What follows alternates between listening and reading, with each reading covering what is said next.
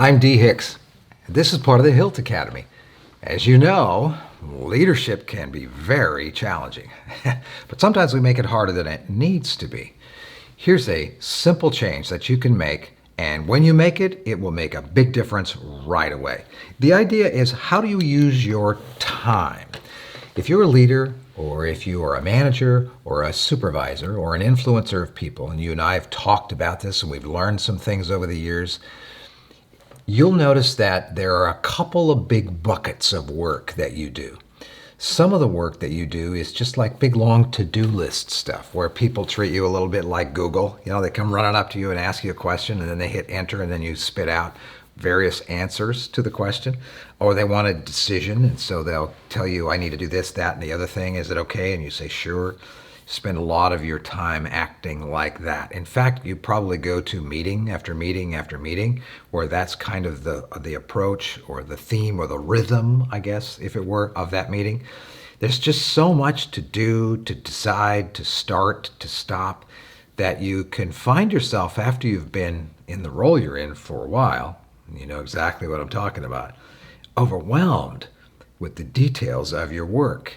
And you feel like it's like endless and like a river of tasks that are coming your way and decisions that need to be made.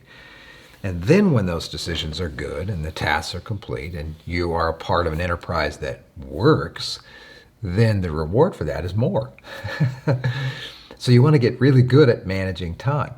Then once in a while, you'll have someone like me ask you a deeper question. Like, where are you going? Like, why are you doing this? Like, what's the mission of your organization? Like, what's this all about? Stuff like that. Or how are you going to handle this big challenge that might be coming down the road a year from now? And those kind of things are harder to answer. You've probably asked yourself that as well. What's our future look like? What's our strategic plan, if there is such a thing, for your organization? How can we take advantage of this opportunity, or how can we pivot to solve that problem? Those are different kind of questions than should we get a new vendor for our for our paper? Should we have a new contract? Should we fill that position or change that position? A bunch of the questions that come your way can be answered fairly quickly, but a few of them that come your way require some pretty deep thought on your part and perhaps on the part of others. But there's no deadline to them. The most valuable contribution that you can make to your enterprise and that I can make to our enterprise comes out of questions we try to answer or opportunities we want to take advantage of that don't have a lot of a deadline to them. They just are, what if and how about and maybe someday kind of things. But they can make all the difference. How do we find time to think about that stuff when we're buried by all the other noise, which a lot of it's just fine and maybe some of it's even fun, that comes our way in the job we're in? Let me borrow an idea from a book written by Cal Newport called Deep Work. Grab the book, I recommend it. Buy two, give one to a friend. Here's the idea, and I found it to be incredibly valuable. We'll get right to it and see if you can apply it. We divide our work into two different categories, two buckets, if you want to think about it that way. The bulk of our work is what Cal Newport calls shallow work. It's what I've been describing.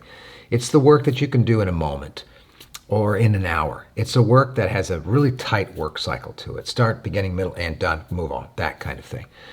It's questions people ask. It's meetings you go to, and it's decisions to make, and then tasks you follow up on. You get it. And it's probably most of the stuff that you think I have to do. And if you don't do it, then you'll get another chance to do it again tomorrow, because it's not going away. It's just going to happen. It's the wash your car or mow your lawn kind of stuff at work or outside of work. That's what we call shallow work. That's what Cal Newport calls shallow work. Deep work is work where we need to descend into a different mindset, or ascend, if you want to think about it that way, to a different mindset. We need to slow down all the noise around us, and we need to have uninterrupted time where we are able to focus. Perhaps what we're working on is solving a problem, or perhaps we're wanting to take advantage of an opportunity. Maybe we're creating something, but it's complex and it requires a different kind of thinking. Instead of being decisive, which is what shallow work requires, deep work requires that you and I apply judgment. Deep work is probably where the future is created. Shallow work is probably where the present is maintained. So if you want to create a new future for some little part or large part of your life or of your enterprise, it requires you and I going into this deep work mindset. Well, what is it? Literally, it's a block of time where you are able to shut off all distractions around you and then bat away all the distractions within you and focus on accomplishing that deep work itself, on understanding a problem, on creating a future, on creating an idea, on writing something, on making really good decisions. Really, when we get down to it, if you're a leader, a manager, an influencer of people, you're not there to be someone who answers everyone's random question.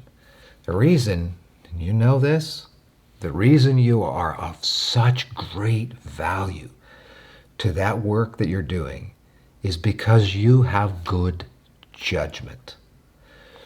Good judgment does not come when we are bouncing from one to-do list item to another. It doesn't happen when we're plowing through and getting more productive, so to speak, by just whipping through our to-do list. Those are fine. Those things need to be done. Of course you need to mow your lawn. Of course you need to hire a person. Of course you need to change that simple structure or that complex pathway in your workplace. Of course that stuff needs to be. Of course it is. But this is the stuff. This is the stuff of leadership. This deep work. What results from deep work is creative. What results from deep work is judgment. That's why you're in the spot you're in. Because we thought you had really good judgment. And judgment is developed at a different pace than execution is. We can be efficient when we are executing on the shallow work. We want to be effective when we're doing deep work. So we get the deep work by setting aside chunks of time and specifically dedicating that chunk of time to something deep, something significant. How do we know it's deep work? We are creating something that doesn't exist. We are probably creating the future when we're in deep work. We are solving problems and meeting challenges at the same time. That will not happen naturally if we don't take that time to set it aside and get into that deep work. So here's how I do it. You might find a way that works a little bit better for you. But on Sunday evenings, in fact, every Sunday evening at 8:30 at night, I've got a calendar invite that pops up and says weekly planning. And I look ahead at the week, and the first thing I put in or make sure there's room for it is deep work. And it's deep work about specific things. And whether it's future planning or personnel changes or new ideas or complex problem solving, and I put that deep work and that theme on the calendar, and I ensure that it's there. Now, for me, I need about 2.5 to 3 hours for that deep work to happen. I've done 4 hours or 5 hours before, and that's okay, but I find that about 2.5 to 3 hours is what I need. You can have more than that. You, of course, whatever works for you. I've also found that it takes about that long for me to actually get something valuable out of that deep work time.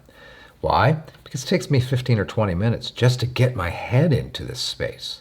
It takes me that long to just make sure I've turned off all the external distractions, which is turn off my cell phone, turn off the internet. If I'm on a computer, turn off the internet, and I'm working on a computer, working on my iPad or laptop or something. I've turned off the Wi-Fi and the internet, and I'm only working on the inherent apps that are there. And I have told other people, hey, by the way, from this time to this time, I'm going to be doing some deep work, so I won't be responsive to you after that or during that time. And then I take that 15 or 20 minutes and get my mind, highly caffeinated mind, even if I haven't had caffeine, my mind is like this squirrel all the time. You're probably like that too. And it takes me that long to settle into that work. So now I've got another 2 hours and 15 minutes or so, or maybe 3 hours, I'm not sure. And I'm in that zone, and I can settle into that zone and really get some productive thinking done. I tend to write a lot down. I carry journals with me like this. I find that in deep work, when I write, that it is actually more effective for me than when I'm creating in a digital way. It might not work that way for you, but it sure does for me. So I have these journals that I write in, and almost all of my deep work sessions flow on the pages of these journals. So sometimes the way to descend for me into that deep work mindset, or to ascend into that deep work mindset, is to sit down and leaf back for a few minutes over some of the notes that I have made in previous deep work sessions, and it just gets me right into it. Because I know that leadership is a wonderful, wonderful responsibility, and one that I gladly bear. And I know that if I am an effective leader, then other people's lives are going to be better off because of it.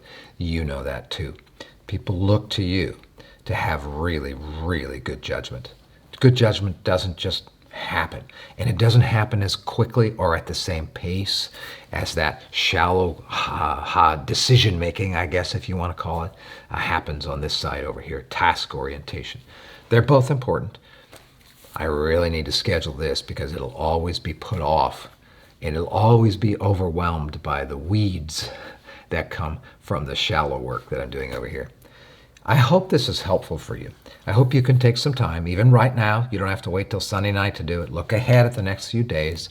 If there's a big question you're wanting to ponder, a big question you want to think through, decide about, plan around, get creative about, if you're wanting to actually create something, like to go from a wisp of an idea to an actual idea to a plan, then how about if you grab your calendar as soon as I'm finished here in another minute or two, open up your calendar, find a spot that fits for you. Morning works best for me, but find what works best for you, where you could actually shut off the outside world, tell those you love, tell those who want to be in contact with you that for 3 hours I'm going to be in deep work.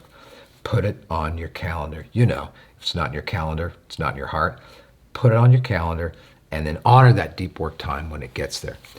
I'll bet that it'll take 2 or 3 of those times for you to start feeling like, wow, I really, really need this. And most of all, you lead people who deserve good leadership. Good leadership doesn't happen when you're always running around with your hair on fire.